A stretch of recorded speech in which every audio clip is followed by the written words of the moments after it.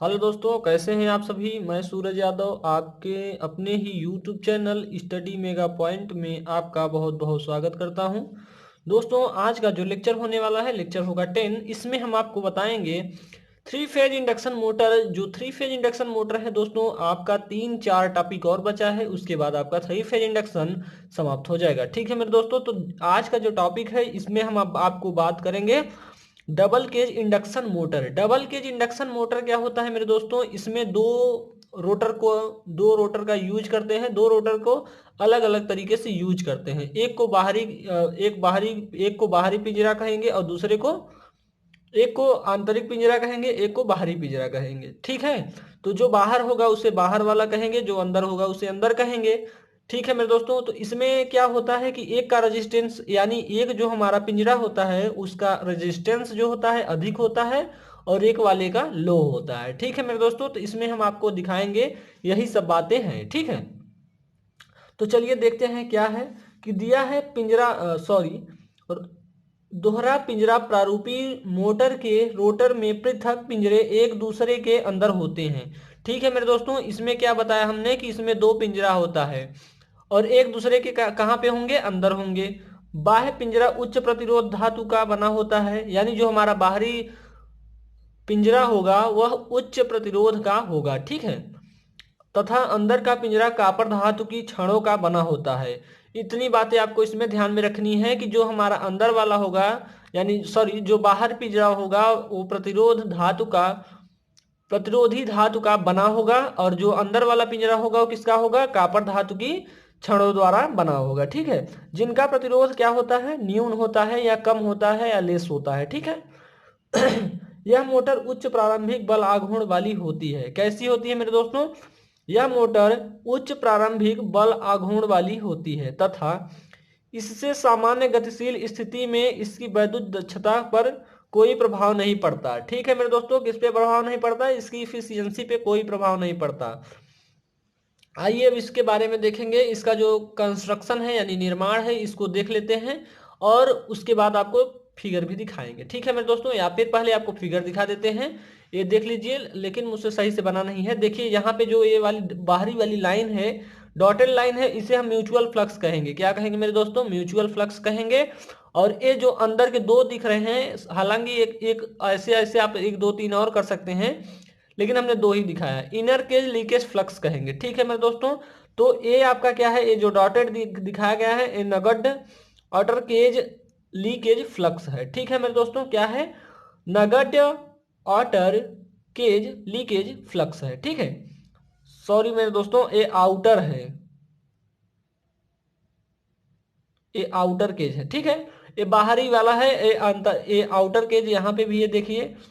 तो जो यहाँ पे सारी चीजें दे रही हैं इनको आपको जानना है और कुछ नहीं। ठीक है मेरे दोस्तों, यहाँ पे इनर केज इसी को कहेंगे। ये थोड़ा ऐसे ऐसे आप कर लीजिएगा। और इसमें इस फिगर में इतनी बातें ध्यान में रखनी है। एक क्या होता है, आउटर होता है, ये देखिए आउटर केज यहाँ पे भी यहाँ पे भी है। ठीक है मेरे दोस्तों, तो इसमें इतनी बातें आपको ध्यान में रखनी है और इसमें ज्यादा कुछ है नहीं। उसके बाद यहाँ पे जो चीजें लिखी हुई हैं उन्हें भी थोड़ा पढ़ लेंगे, उसके बाद हमारा काम हो जाएगा। डबल केज इंडक्शन मोटर का स्टेटर साधारण इंडक्शन मोटर के समान होता है। क्या कहा इसमें कि जो हमारा डबल केज इंडक्शन मोटर होता है मेरे दोस्तों, वो सभी जैसे हमने पढ़े हैं पीछे पढ़े हैं मोटर, उन्हीं के समान इसका भी क्या होता है, स्टेटर होता है। ठीक है, लेकिन रोटर में दो वाइंडिंग या केज होता है। क्या होता है, दो वाइंडिंग होती हैं, उसे ही क्या कहते हैं, केज कहते हैं। ठीक है, दो केज होता है। ठीक है, जो एक्सटर्नल केज और इंटरनल केज होते हैं। एक्सटर्नल केज की बाहर में इंटरनल केज की बार की तुलना में छोटा क्रॉस सेक्शनल क्षेत्रफल होता है और यह उच्च रेजिस्टिविटी पदार्थ से बना होता है। कौन सा, इंटरनल वाला। तो मेरे दोस्तों आपको पता होना चाहिए इंटरनल कौन सा है। तो मेरे दोस्तों इंटरनल वाला आपका ए है। ठीक है, इनर वाला ए है, तो यही है हमारा इंटरनल। इंटरनल मतलब अंदर, एक्सटर्नल मतलब बाहर। ठीक है, तो आगे चलते हैं मेरे दोस्तों। तो एक्सटर्नल मतलब कि आपको दिखाया हमने बाहरी कौन होता है, यानी आउटर जो होते हैं, यहाँ पे दिए हैं ये डॉटेड जो हैं, यही है आउटर, यही केज है। यानी अब हमें पढ़ना है, हमने देख लिया आउटर कहाँ पे है, तो यहाँ पे है मेरे दोस्तों, यहाँ पे आउटर दिया हुआ है। अब देखते हैं यहाँ पे इंटरनल, यानी इंटरनल केज की बार कम रजिस्टिविटी वाली कम रेजिस्टेंस वाली पदार्थ से बनी होती है। यानी जो हमारी ये वाली बात की जा रही है, ये हमारा जो है इनर केज एक कम रेजिस्टेंस की होती है। ठीक है मेरे दोस्तों, तो इसका जो एप्लीकेशन आता है उसको भी हम देख लेते हैं। एप्लीकेशन क्या है मेरे दोस्तों, यह यही आपके एग्जाम में आएगा कि जो डबल गेज इंडक्शन मोटर क्या होता है तथा इसका एप्लीकेशन बताइए। आपके सिलेबस में मेरे दोस्तों इतना ही है, उसके बाद आपको बताएंगे। ठीक है, अगर आप नहीं देखे हैं तो पहला वाला लेक्चर देख लीजिए, उसमें हम आपको सिलेबस पहले भेज दिए थे ग्रुप में। सॉरी दोस्तों, मैंने आपको सिलेबस दे दिया था, अगर आपने नहीं देखा तो आप सिलेबस को डाउनलोड कर सकते हैं। ठीक है मेरे दोस्तों, तो चलिए एप्लीकेशन के बारे में देखते हैं, इसके क्या क्या यूजेस हैं, क्या उपयोग हैं, इन्हीं के बारे में हम आपको बताएंगे। इस प्रकार की मोटर का उपयोग कपड़ा मिलों, यानी इसका कहाँ यूज होता है, कपड़ा मिलों में यूज होता है। कपड़ा मिलों में रिंग स्पिनिंग फ्रेम को चलाने के लिए किया जाता है।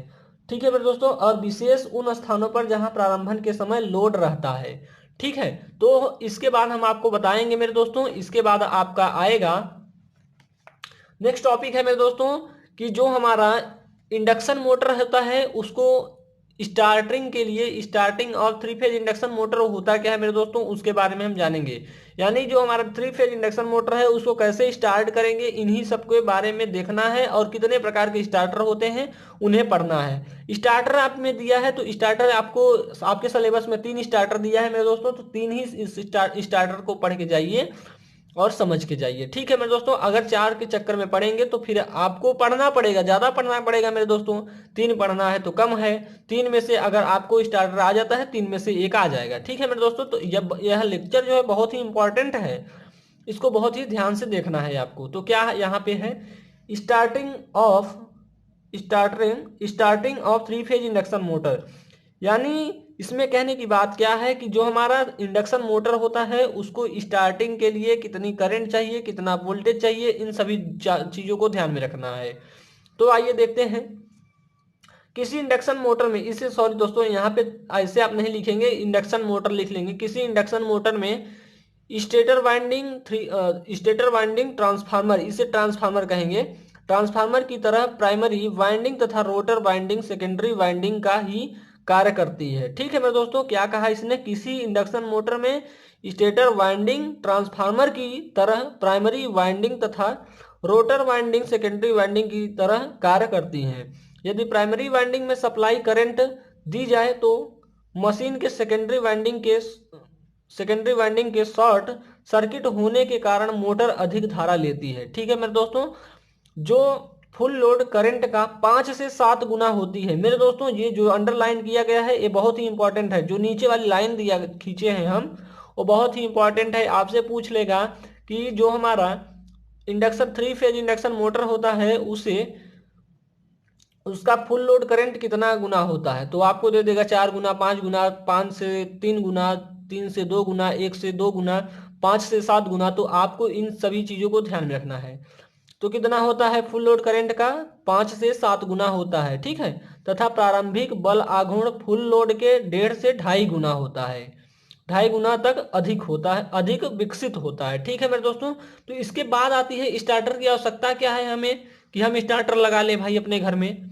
स्टार्टर की आवश्यकता भी होनी चाहिए कि हाँ ये ऐसी बातें हैं तो यहाँ पे हमें इसका यूज करना चाहिए। ठीक है मेरे दोस्तों, तो चलिए स्टार्टर की आवश्यकता भी देख लेते हैं, इसकी क्या यूजेस हुई, जो क्या आवश्यकता हुई कि हम इसको स्टार्टर को लाएं। तो स्टार्टर को लाएं किस लिए मेरे दोस्तों, कि जब कभी भी आपके घर में ज़्यादा वोल्टेज हो जाए मेरे दोस्तों, ज़्यादा वोल्टेज हो जाए तो उसे लिमिट करने के लिए इसका स्टार्टर का यूज किया गया। ठीक है मेरे दोस्तों, ताकि हमारी जो वाइंडिंग है यानी जो हमारे इक्विपमेंट है वो जले ना। ठीक है मेरे दोस्तों, तो आपको इसमें इतनी बातें ध्यान में रखनी है। और थोड़ा थ्योरी देख लेते हैं।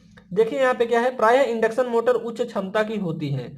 यानी जो ये इंडक्शन मोटर होती हैं उच्च क्षमता वाली मोटरें होती हैं जो स्टार्टिंग के समय अधिक करंट लेती हैं, जिससे मोटर की वाइंडिंग जलकर नष्ट हो सकती हैं तथा सप्लाई वोल्टेज रेगुलेशन भी प्रभावित होता है। क्या कहा इसमें दोस्तों कि जब अगर हम जो हमारा इंडक्शन मोटर होता है वो अधिक वोल्टेज का होता है, यानी उसमें अधिक करंट लगती है मेरे दोस्तों। तो अधिक करंट लगती है तो उसके वाइंडिंग पे इफेक्ट पड़ेगा मेरे दोस्तों। तो वाइंडिंग पे इफेक्ट क्या पड़ेगा कि वाइंडिंग जल जाएंगी तो क्या होगा, हमारी जो वोल्टेज सप्लाई, जो वोल्टेज का रेगुलेशन होगा वो बहुत प्रभावित होगा। ठीक है मेरे दोस्तों।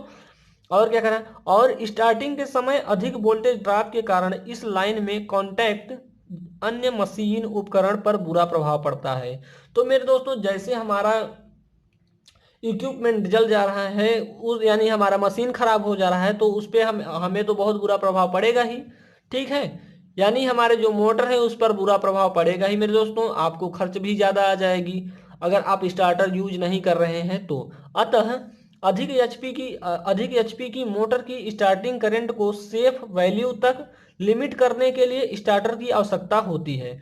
तो यहाँ पे इतनी बातें आपको ध्यान में रखनी है मेरे दोस्तों कि स्टार्टिंग करंट को हमें सेफ रखना है, यानी कि जैसे हमारा स्टार्टिंग के समय ज़्यादा करंट हो जाती है तो हमारी जो वाइंडिंग है वो जल जाएगी मेरे दोस्तों। अगर इसको ना लगाएं तो यही हानियां होंगी कि हमारा जो इक्विपमेंट, जो हमारी मोटर होगी उसकी वाइंडिंग जल जाएगी। ठीक है मेरे दोस्तों, चलिए आइए कुछ देखते हैं आगे।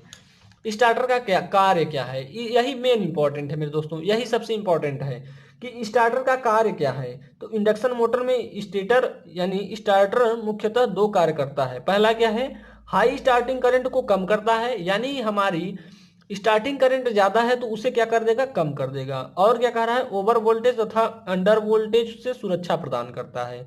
इतनी बातें ध्यान में रखनी है, वेरी इंपॉर्टेंट मेरे दोस्तों, इतनी बातें आपको जुबान पे रहनी चाहिए कि स्टार्टर काम क्या करता है अपना, उसको ध्यान में रखना है। स्टार्टर का पहला काम क्या है, हाई स्टार्टिंग करंट को कम करना, इसको आप ध्यान में रखिए। उसके बाद दो चार लाइन अपने से लिख लेंगे, इसमें क्या करेगा, हाई स्टार्टिंग करंट को कम करता है। और क्या किया, ओवर वोल्टेज तथा अंडर वोल्टेज से सुरक्षा प्रदान करता है। कौन, स्टार्टर।